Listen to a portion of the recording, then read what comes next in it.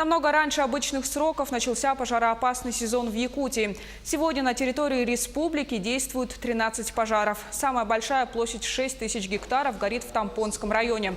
Также напряженная ситуация в Эвено-Бытантайском и Верхоянском улусах. Готовность к борьбе с огнем обсудили в правительстве региона. Руководители районов на прямой связи рассказали о текущей работе и принятии мер по предупреждению огня.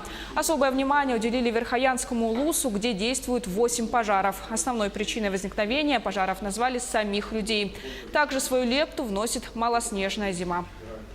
Мы уже приняли все необходимые меры по их локализации, направлены дополнительные людские ресурсы, направлены представители Министерства экологии, специально работает там сейчас на территории.